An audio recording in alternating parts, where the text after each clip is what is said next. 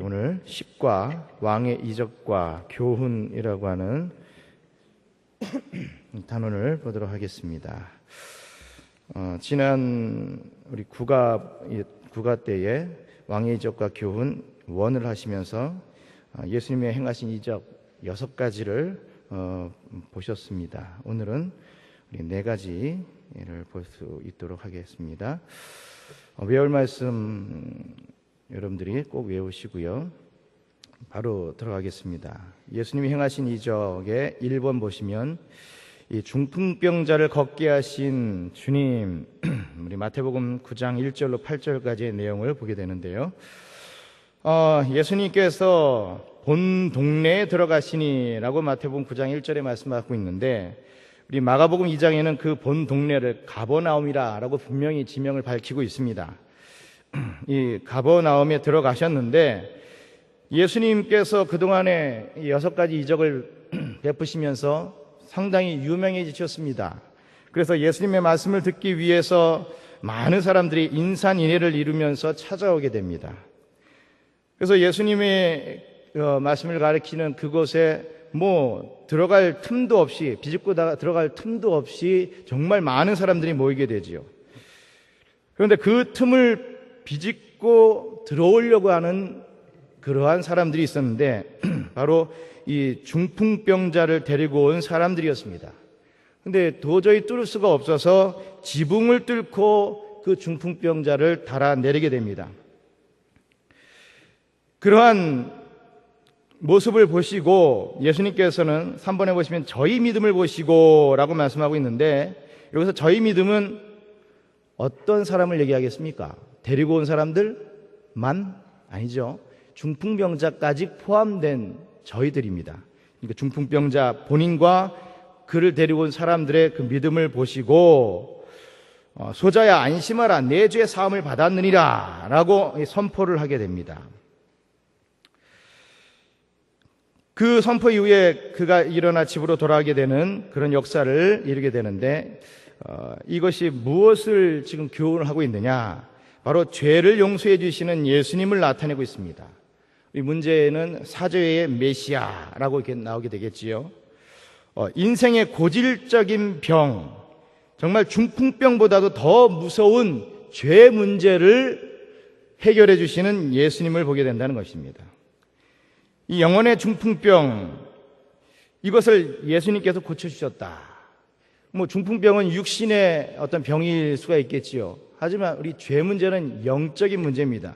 이것까지 우리 주님께서는 용서해 주셨다라고 말씀하고 있습니다. 또 마가복음 2장에 또 보시면 인자는 죄를 사하는 권세도 있다라고 선포하셨듯이 우리 중풍병자를 걷게 하신 우리 주님에서는 죄를 용서해 주시는 예수님을 우리가 알 수가 있습니다. 자, 우리 2번에 보시면 12년간 혈루병 여인을 고치신 주님, 이렇게 제목이 나오고 있는데요. 회당장 야이로라고 하는 사람이 예수님을 찾아오게 됩니다. 그리고서 내 딸이 죽게 되었으니 제발 좀 오셔서 손을 얹고 기도해 주셔서 고쳐주세요 라고 부탁을 합니다. 예수님께서는 흔쾌히 승낙을 하고 야이로의 집으로 가던 중에 이제 12년간 혈류증을 앓는 여자를 만나게 됩니다. 이 여자는 예수님의 뒤로 스며시 와서 살짝 그 겉옷자락을 만졌습니다. 살며시 만졌습니다. 그도 그럴 것이 예수님의 옷자락만 만져도 내 병이 날 수 있다라고 하는 믿음이 있었기 때문이었습니다. 예수님께서는 자기의 옷자락을 그 여인이 만졌다는 것을 분명히 아셨고, 그 여인을 보시고 딸아, 내 믿음이 너를 구원하였다라고 선포를 하시지요. 그래서 그 즉시 그 여자가 12년 동안 혈류증을 앓아왔던 그 여자의 질병이 나음을 입었다라는 것을 우리가 이 내용을 통해서 알 수가 있습니다. 여기서 교훈을 주고 있는 것은 참으로 주님만이 소망이 되신다라는 것이지요. 이 여인에게 있어서는 그 어떠한 의원도 그 어떠한 약도 다 소용이 없었습니다. 오직 예수님만이 나를 고쳐주실 수 있다라고 하는 그 확실한 믿음을 가지고 주님만이 나의 소망이다, 주님만이 나의 인생을 치료할 수 있다라는 것을 믿고 나갔다라는 것을 우리가 볼 수가 있습니다. 이 세상의 삶을 살면서 어떠한 우리가 오늘날에 우리도 절망적인 상황에 처할 수가 있습니다. 그럴 때마다 우리들이 이 12년간 혈류병을 앓았던 여인의 그 믿음과도 같이 오직 예수님만이 해결이다. 오직 예수님의 그 옷자락만 만져도 나의 이 어려운 문제는 해결을 볼 수 있다라는 그 믿음이 있으면 그 어떤 어려움도 다 이겨낼 수 있으리라 믿습니다. 3번 보시면 회당장 야이로의 딸을 고쳐주시는 주님 이렇게 말씀하고 있는데 오늘 마태복음에는 한 직원이라고 얘기를 하고 있는데 이게 바로 회당장 야이로를 얘기하고 있습니다. 아까 2번에서도 약간 부연 설명을 했듯이 오셔서 내 죽어가는 딸 위에 손을 얹으사 그로 구원을 얻어 살게 하소서라고 부탁을 했는데 이 혈류병 걸린 여인을 고쳐주다가 보니까 시간을 지체하게 되고 결국에는 예수님이 가시기도 전에 그 하인들이 와서 이 딸이 죽었습니다 라는 것을 알려주게 되지요. 그럼에도 불구하고 주님은 그 딸에게 가셨습니다. 갔더니 통곡하는 무리들이 있었습니다. 그 무리들을 향해서 이 소녀가 죽은 것이 아니라 잔다. 정말 이 소녀가 자고 있었던 것일까요? 아니었습니다. 죽었습니다. 분명히 죽었습니다. 그런데 우리 주님께서는 잔다라고 지금 말씀을 하고 있습니다. 그 말씀에 무리들이 예수님을 비웃게 되지요. 그러한 비웃음을 속에서도 우리 예수님께서는 그 아이의 손을 붙잡고 달리다굼이라고 하는 말씀을 선포합니다. 뜻은 소녀야 내가 네게 말하노니 일어나라 라고 하는 뜻입니다. 그 말씀대로 그 아이가 즉시 다시 살아나서 일어나게 되었다.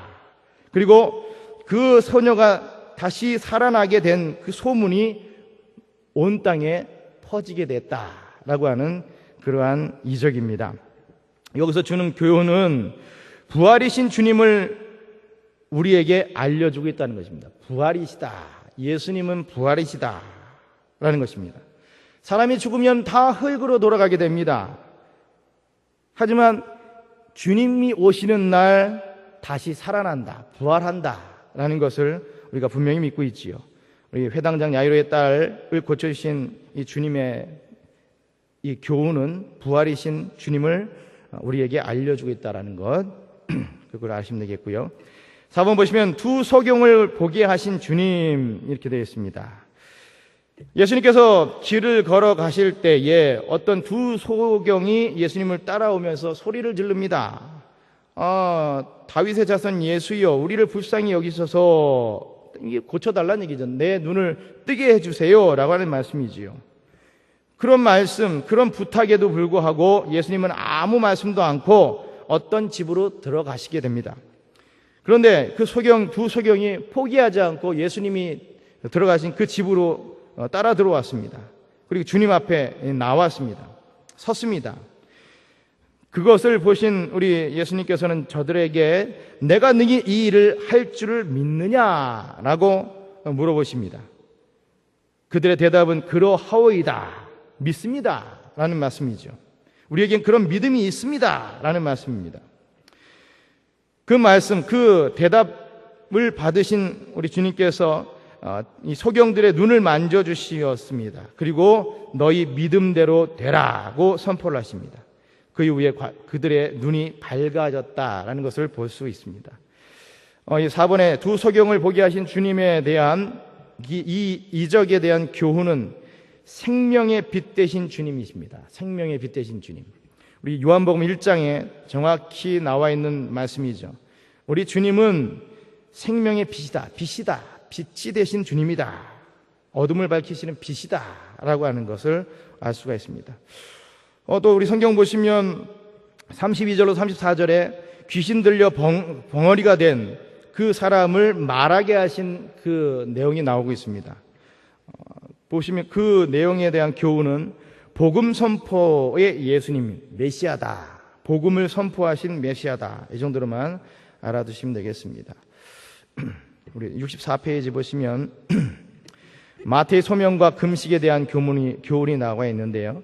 마태의 소명을 보시면 예수님께서 세리인 마태가 세관에 앉아 있는 것을 보시고 단도직입적으로 나를 따르라 이렇게 말씀을 하십니다. 우리 세리를 구원하시는 일이 두 번 나오고 있는데 삭개오도 세리였죠. 또 이 마태도 세리였습니다. 근데 삭개오는 무식한 사람이었습니다. 하지만 마태는 유식한 사람이었습니다. 그도 그럴 것이 마태복음을 썼기 때문에 마태가 유식하다라는 것은 우리가 알 수가 있습니다. 우리 주님께서는 무식한 사람도 또 유식한 사람도 다 이렇게 부르셔서 다 그것에 맞게 하나님의 일에 사용하시는 것을 우리가 또 볼 수 있다라는 것까지 알 수가 있습니다. 이렇게 나를 따르라, 내가 너를 구원하겠다, 네 죄를 용서하겠다라고 하시는 그 말씀을 들은 마태가 은혜를 입었습니다. 너무나도 감사했습니다. 그래서 예수님을 초청합니다. 내가 너무 감사해서 이러고 있을 수가 없고 우리 주님께서 우리 집에 오셔서 함께 잔치를 참여해 주시기 바랍니다 하고 예수님을 초청하고 또 자기의 친구들 많은 세리들도 또 예수님의 제자들도 같이 초청해서 그 자리를 같이 합니다. 그것을 본 바리새인들이 예수님이 죄인과 함께 먹는다라고 그렇게 비난을 하지요. 그래서 그 비난을 들으신 예수님께서는 너희는 가서 내가 긍휼을 원하고 제사를 원치 아니하노라 하신 뜻이 무엇인지 배우라고 하시면서 결정적인 말씀, 내가 의인을 부르러 온 것이 아니요 죄인을 부르러 왔다. 나는 죄인의 친구다. 나는 죄 용서해 주기를 위해서 왔다. 나는 죄인을 불러 구원하러 왔다. 우리 누가복음 19장 10절에 나는 죄인을 불러 구원하러 왔다 라는 말씀대로 죄인을 위해서 오신 예수님이다라는 것을 분명히 밝히시는 것을 보게 됩니다. 그래서 마태의 소명을 통해서 죄인의 메시아라는 것을 우리가 알 수가 있고요. 금식에 대한 교훈을 보시면 세례 요한의 제자들이 예수님의 제자들이 금식을 하지 않고 있는 것을 보고서 비난을 하게 됩니다. 어찌 바리새인들과 세례 요한의 제자들은 이렇게 금식하면서 경건한 신앙의 생활을 하는데 너희들은 이렇게 먹고 마시기만 하느냐라고 비난을 하게 됩니다. 그러한 비난을 하는 것을 들으시고 예수님께서 답변하시기를 혼인집 손님이 신랑과 있을 때 금식할 수 없다라고 얘기를 합니다. 주님이 바로 신랑이십니다. 아직까지 예수님이 십자가에 못 박혀 죽으시지 않았다 이거죠. 우리와 함께 있을 때는 금식할 필요가 없고 이제 주님이 떠나셨을 때 십자가에 못 박혀 죽으시고 부활 승천하시고 우리 곁에 없을 때에 그때 금식을 우리도 해야 된다라고 하는 것을 가르쳐 주시는 것입니다. 그리고 새 포도주는 새 부대에 담아야 된다라는 내용들 가르쳐 주시는 것을 봤을 때 이 금식에 대한 교훈은 신약 복음의 메시아, 우리가 구약에서만 머물 수 없다. 율법에서만 머물 수 없고 복음, 예수님, 신약의 우리 예수님을 우리가 분명히 믿어야 된다라는 것을 우리가 알 수가 있습니다. 이번 메시아이신 예수님 해가지고 쭉 나오는 내용은 반복되는 내용입니다. 그래서 생략을 하도록 하겠습니다. 그런데 여러분들이 구역 공과를 하시면서 여기는 생략하겠습니다 하시면 안 되고 쭉 읽어보시면 이 앞의 내용을 그대로 정리해 놓은 것입니다. 1번 우리 예수 우리 왕 되심의 증거 이 보시면 뒤에 2번의 문제에 대한 답이 쭉 나와 있지요. 그걸 한번 보시면서 여러분들이 다시 한번 복습하시듯 묵상하시고 구역원들한테 가르쳐 주시면 되겠고요. 내용 연구 한번 보시면요. 다음 예수님의 이적과 관계된 설명으로 맞는 것 O표 그리고 X표 하라 얘기입니다. 1번 예수님은 중풍병자와 그를 데리러 온 사람들의 믿음을 보시고 그 병을 고쳐주셨다. 맞습니까? 저희의 믿음을 보셨다 했는데 저희가 누구라 했죠? 친구들과 그리고 중풍병자라 했죠. 절대로 친구들만의 믿음으로 된 거 아니라는 것입니다. 자, 이번에는 뭐죠? 죄가 없었습니까? 아니죠. 죄가 있었죠. 예. X죠, X. 자, 3번. 속옷을 만졌습니까? 아니죠. 겉옷을 만졌죠. O. 예, 맞았고요. 자, 그리고 4번에 혈류병 여인이 치료받은 것은 예수님의 구원하시는 능력 때문이었다. 맞고요. 예, O. 5번 회당장의 딸은 죽은 게 아니고 자는 거였습니까? 아니요. 죽었습니다. 예, X입니다. X. 소녀가 일어난 것은 예수님이 불어넣으신 부활의 생명력 때문이다. 맞습니다. O. 두소경은 예수님이 다윗의 자손인 줄 몰랐다? 아니죠. 알았다는 것이죠. 예, X입니다. 자, 두소경의 믿음을 보신 주님께서 저들의 눈을 뜨게 하셨습니까? 예, 맞습니다. 자, 2번 보시면 이적과 메시아성의 증거 관계 서로 짝지으세요. 중풍병자 치유. 아까도 말씀드렸죠. 죄를 사해 주시는 예수님, 그러니까 사죄의 메시아이고요. 기억. 이번에는 세리 마태의 잔치에 참여하신 건 뭡니까? 나는 죄인을 위해서 왔다 이거죠. 죄 용서해 주기 위해서 왔다. 죄인의 메시아. 디귿. 금식 교훈. 구약에만 머물 수 없다. 신약 복음의 메시아. 니은이 맛있고요. 4번은요. 야이로의 딸 부활 나오죠. 미음의 부활의 메시아. 소경의 눈을 띄움. 소경은 빛입니다. 빛이신 메시아. 리얼. 자, 벙어리 말하게 하심. 예, 귀신 들려서 벙어리가 된 사람을 말하게 했다는 것은 그것은 말하게 함으로 복음 선포를 하게 하신 메시아라는 거죠. 복음 선포의 메시아. 비읍. 자, 추수할 일꾼을 찾으심. 구원과 심판의 메시아. 예.